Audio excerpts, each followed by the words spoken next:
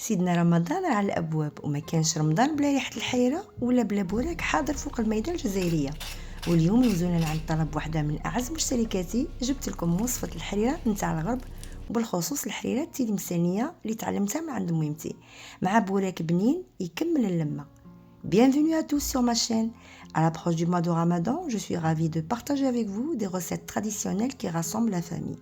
N'oubliez pas de vous abonner, d'activer la cloche pour ne rater aucune vidéo.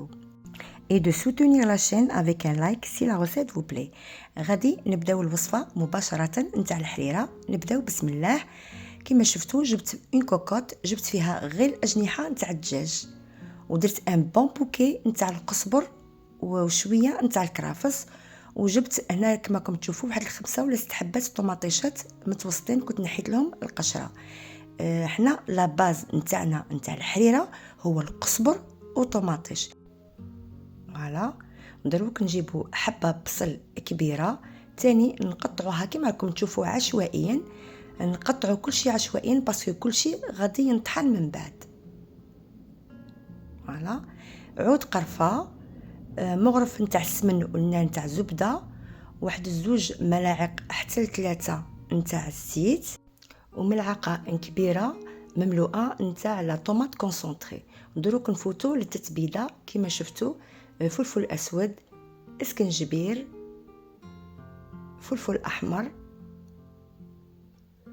وشويه نتاع الكرويه، وإن بانسي نتاع لو كباب الكبابه، وشويه زعفران مع الكركب، وما نكثروش الملح كما شفتوا.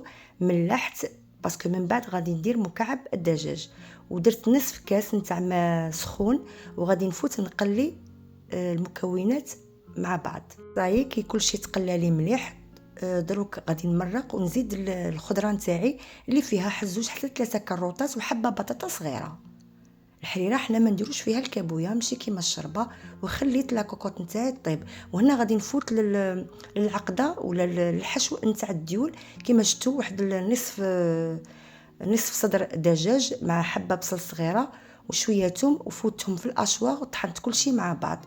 هنا جبت مقلاة درت فيها شويه نتاع الزيت، وغادي نطيب الكفته نتاعي نتاع الدجاج، نقليها مليح مليح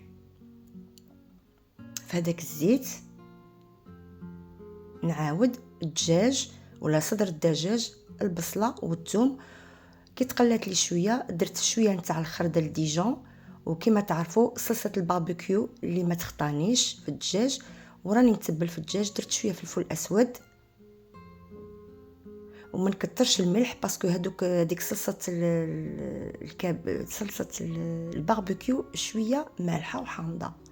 هنا اسكنجبير، هادو توابل الدجاج، شويه نتاع الملح وشويه كمون. الملح، كمون، فلفل اسود، وتوابل الدجاج وصلصه الباربيكيو. هنا درت شويه كريمه طازجه، هذه خطوه اختياريه، سي فاكولتاتيف، ما راكمش مجبرين باش ديروا الكريمه الطازجه، باسكو غادي نوجدوا واحد الصلصه اللي ترافق ولا اللي نخلطوها مع هاد الدجاج.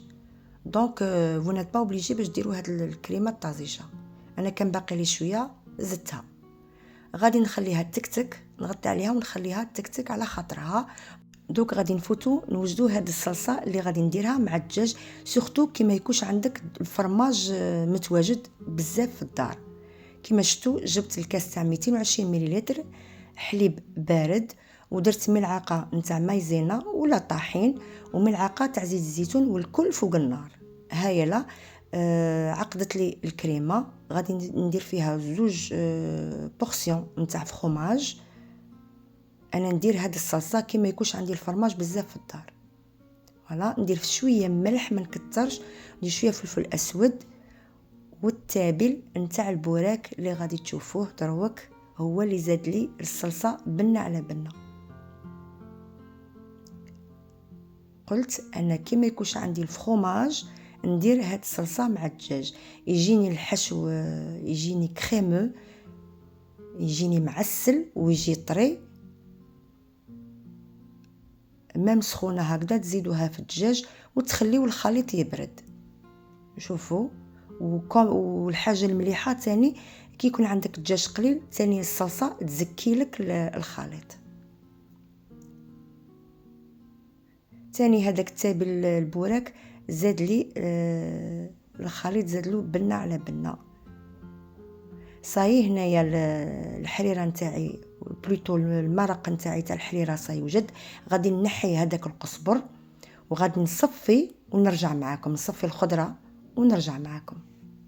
صاي هنا صفيت الخضره، خليت المرقه على جهه وجبت هنا وغادي نميكسي الكل بالميكسور.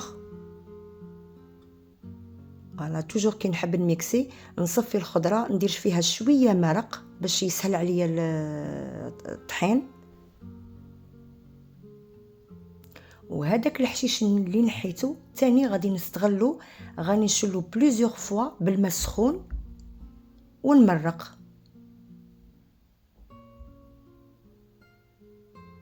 صايي دوك هنا راني نمرق في لاكوكوت. صايي درت المقدار اللي نحتاجو. دوك نجيب مكعب دجاج وغادي نفتو ونرد لاكوكوت نتاعي تغلي فوق النار.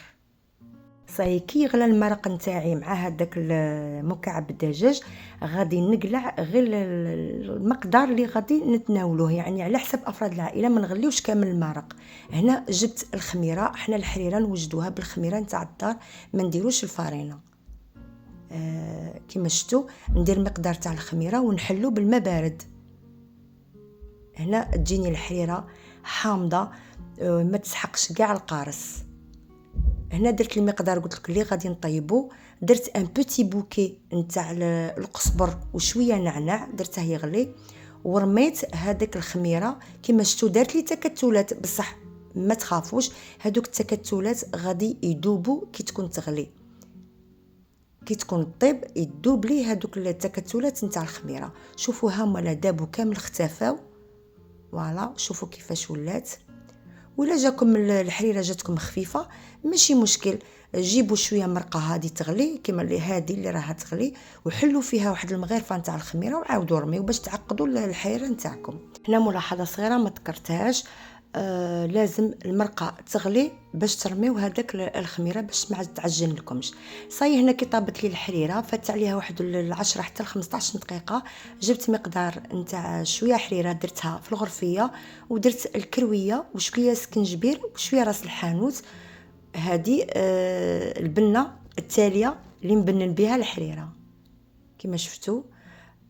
تاني درت مقدار كان عندي نتاع الحمص في الكونجيلاتور الطايب، رميته في الاخير يغلي شويه مع الحريره، ونخليها تغلي شويه على نار متوسطه واحد 10 دقائق ونطفي عليها.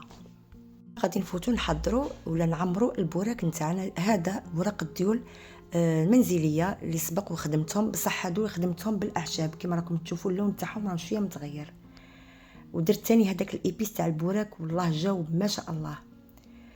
كما قلت لكم كان عندي غير فرomاج هذاك سلايس عليها، درت هذيك الصلصه اللي خلطتها مع الدجاج. شوفوا الحشو كيفاش جا طري ومعسل، جات ما شاء الله.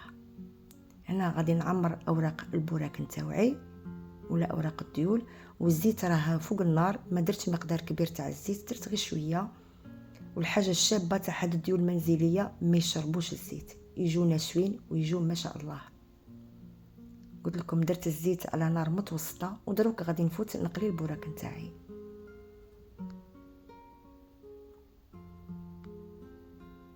ونوقف عليه ونقعد ندور فيه حتى يكسب هذاك اللون الذهبي. انا ما نبغيهمش محمرين بزاف، نبغي هذا اللون. جاو روعه.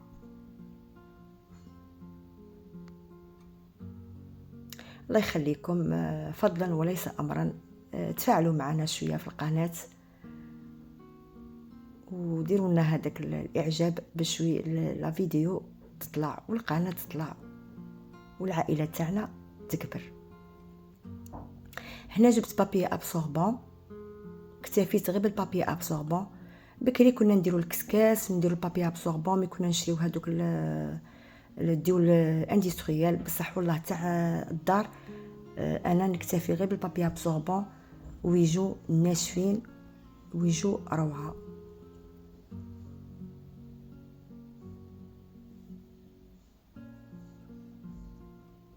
صحيح هنا غادي نكمل كامل الكميه اللي عندي نتاع الديول،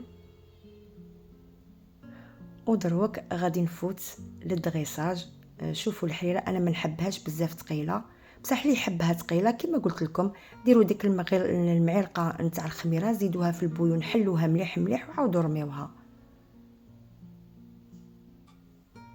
هنا شوفوا لي القرمشه جاو ما شاء الله. وهنا نكون وصلنا لنهايه فيديو تاع اليوم، الحريره والبوراك المنزلي بنكهه تقليديه ولمه رمضانيه. نتمنى الوصفه تعجبكم وتجربوها. Merci d'avoir regardé la vidéo. N'oubliez pas de vous abonner et d'activer la cloche pour ne rien rater. Si la recette vous a plu, laissez un petit like et partagez la vidéo, ça m'encourage énormément. À très bientôt.